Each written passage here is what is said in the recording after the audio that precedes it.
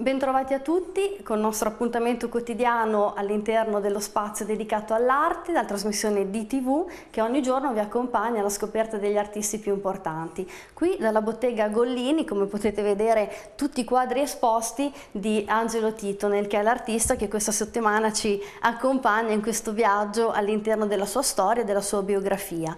Ieri eravamo arrivati in un momento cruciale della vita di Titonel, ovvero gli anni romani, gli anni del realismo magico, che abbiamo iniziato ad indagare insieme. Oggi approfondiremo, magari guardando qualche opera dal vivo e capendo cosa si racchiude dietro questo realismo e perché è magico. Ecco, io avevo detto ieri che il mio intendimento è quello di esprimere attraverso il mio lavoro uno stato d'animo, un umore, qualche cosa che deriva poi dall'ambiente circostante. Per cui, come ho inteso utilizzare questo spazio della tela, questo spazio su cui lavorare, il costruire alle volte delle situazioni, degli ambienti che apparentemente sono reali, in realtà sono costruiti utilizzando vari elementi trovati qui e là, magari in forte contrasto fra di loro, che servono a ricreare uno stato d'animo, una situazione, un umore che magari non è esistente, però esiste in una maniera differente. Esatto, però attraverso questi assemblaggi creo il mio modo di far leggere questa situazione che ho creato. Io mi permetto di far vedere un'opera che abbiamo così pensato potesse raccontare bene ed esprimere bene questo significato, ovvero... Certamente. E allora, noi abbiamo... Club Sportivo, 1974. Che chiamo Club Sportivo. In realtà qui ci sono delle cabine telefoniche che vengono da una città della Svizzera, un lavandino proprio squallido, laido, diciamo. Realmente fotografato, sì, quindi... Sì, che viene da una da un luogo vicino a Monaco di Baviera, un'entrata di un hotel con queste così, con questo buio, questa cosa non si capisce dove si vada a finire, con queste porte rosse eccetera, con questo tizio qui davanti che è in una piscina, apparentemente tutto quadra, ma in realtà la prospettiva, le varie prospettive non c'entrano niente l'una con l'altra, ma questo è una cosa voluta, perché voglio creare questa sospensione, sarà vero o non vero, ma come mai? Ecco. E quindi questo deve provocare tutta una serie di domande da parte dell'osservatore. Così come anche per esempio quest'altra opera che è la Cattedrale, stesso concetto. Precisamente, in realtà il soffitto qui dovrebbe andare sopra le finestre. In realtà le finestre mostrano il cielo, quindi apparentemente è vera, in realtà non perché a me interessava mettere in relazione il cielo azzurro con questo squallore interno, queste specie di colonne, non colonne, eccetera. Quindi insomma, è un primo sguardo, una rappresentazione perfetta dalla realtà, ma che di reale non c'è, è una realtà ricostruita, ricostruita. Quindi insomma adesso io faccio una piccola promenade effettivamente di quello che è il realismo anche questo, magico. ad esempio, chiamo spiaggia cittadina, dove ci sono le case proprio di una periferia. Quindi cemento, grigiume. Con questi che prendono il sole come fossero in spiaggia, in realtà sono in mezzo a queste case, con questa specie di abbeveratoio dove in maniera ridicola c'è questo obeso con la maschera da sub che non c'entra assolutamente niente. Col tema poi delle maschere da sub che si ripercorre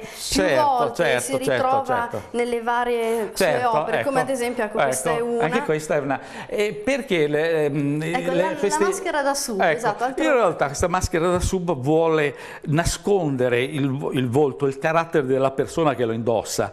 E questo tubo che esce dalla bocca, questa cosa innaturale, ecco, questo mi interessava di mostrare. E lo stesso, la volontà di nascondere il viso perché è espressione.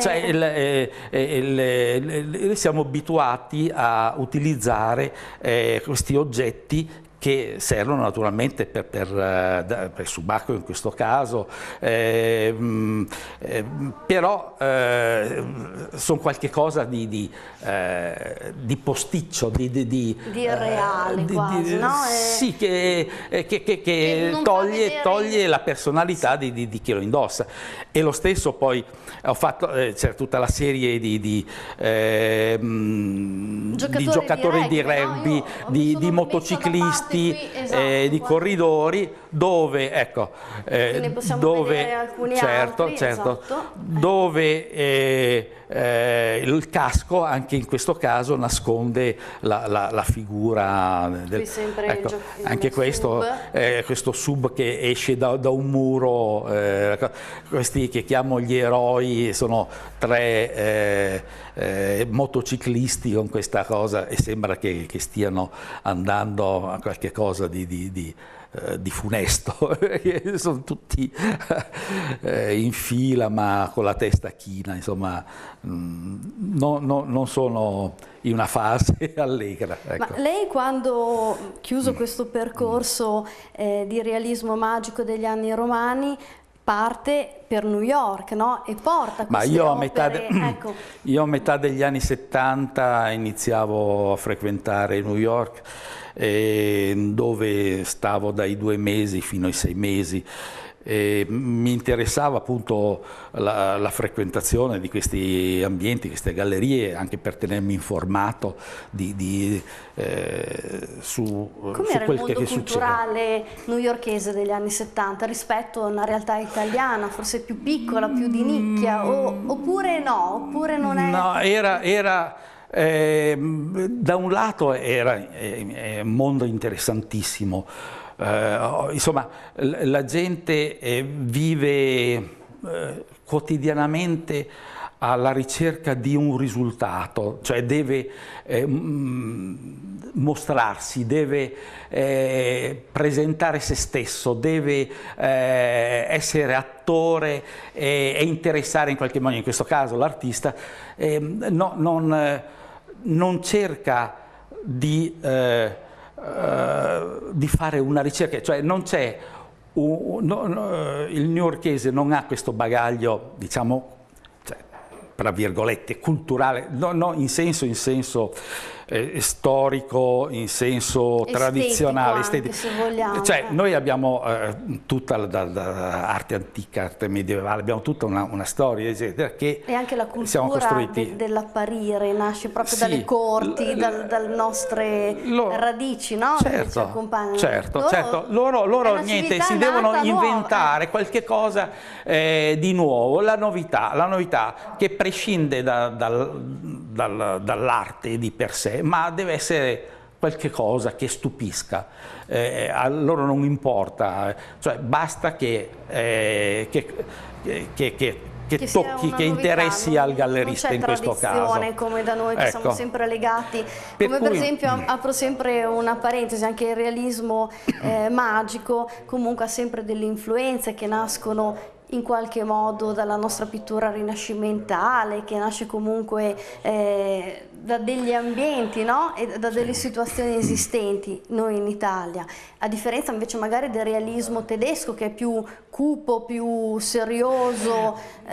Va detto questo, che anche negli Stati Uniti ci sono artisti, diciamo degli anni 20, per esempio, anni 20-30, Schiller, che fanno una pittura realista, chiamiamolo realismo magico, e poi lì sono usciti i vari Edward Hopper, che reputo uno dei più grandi artisti che abbia avuto gli Stati Uniti, e purtroppo non è stato mai considerato, se non praticamente quando stava per morire, si può dire. Infatti lui, la prima Biennale di Venezia, alla prima Biennale di Venezia fu invitato, mi pare attorno ma non vorrei dire una stupidaggine, comunque attorno agli anni 70 mi pare, qualcosa del genere. Quindi l'hanno scoperto e aveva aveva un'ottantina d'anni, insomma, e moriva insomma, ha vissuto ancora qualche anno, così, insomma. E lui abitava a Washington Square, diciamo un po' la parte sud di New York, e lui, che aveva lo studio su un palazzo senza l'ascensore, ogni giorno scendeva a prendersi a riempire uno strano recipiente di carbone che portava su per i suoi lavori? Per accendere, per fare il fuoco, per scaldarsi. Una cosa incredibile. Infatti lui è morto poi nello studio, seduto in poltrona, insomma. E quando ho chiesto al gallerista con cui poi nel frattempo io ho avuto questo rapporto di lavoro, ho chiesto: ma com'è possibile? Non hai mai... cioè, lui non conosceva Hopper e tantomeno aveva comprato qualche cosa di suo, ma dice non lo conoscevo. E lui, tra l'altro, lui si chiama Samuel Dorsky, che è di origine russa, ma nato a Brooklyn, si era fatta la strada attraverso delle esperienze straordinarie che sarebbe bello, però non c'è tempo di raccontare. Comunque, il proprietario del 16° piano e 17° piano dell'Empire State Building. La sua compagnia, lui aveva 17-18 industrie negli Stati Uniti di abbigliamento, così. Solo che a lui non interessava l'abbigliamento, aveva i direttori che mandavano avanti la baracca. Lui voleva occuparsi d'arte. E chi conosceva? Conosceva i Rauschenberg, i Jasper Johns, questa gente qui, che poi, prima di passare da Leo Castelli, è lui che li ha mantenuti. Lui mi raccontava che a fine anni 40, i primi anni 50, attorno al 50, eccetera, lui comprava delle pareti intere dei Jasper Johns, che mi diceva, e dava $1.000 al mese a questi artisti, che era una bella cifra, però comprava l'ira di Dio. E la cosa interessante è che lui poi queste opere le ha donate a tutti i musei degli Stati Uniti, per cui lui era un capitale immenso, sì, era un personaggio importantissimo nell'ambito, però lui faceva il mecenate. E lui amava l'arte, comprava così per donare, non importava, a lui non interessava fare il commercio, perché tanto aveva le industrie che andavano avanti per conto proprio. E anche benissimo. Era una cosa, benissimo. Aveva aerei a reazione che usavano i suoi direttori, dice io non sono mai salito su uno di questi aerei, ho preso gli altri perché ero sempre in giro per gli Stati Uniti, perché erano i miei direttori che lo utilizzavano per andare in giro. Quindi personaggi incredibili che magari noi abbiamo avuto un tempo nella nostra storia, nel nostro piccolo. In America sono arrivati negli anni 70 i grandi mecenati che hanno rilanciato anche la cultura. E la cosa, questi artisti poi sono andati da Leo Castelli, Castelli, Zonabend, eccetera, e che ne hanno fatto sono stati importanti questi galleristi perché li hanno fatti conoscere già nel 64 alla Biennale di Venezia e poi li hanno sparsi in tutto il mondo con mostre, eccetera, eccetera, e hanno creato un vero e proprio mercato cosa che non faceva, non era interessato a fare Dvorsky. Quindi noi, così, con la parentesi americana della cultura, dello stile e del mecenatismo newyorkese, chiudiamo anche questa puntata. Ci ritroviamo domani per andare avanti.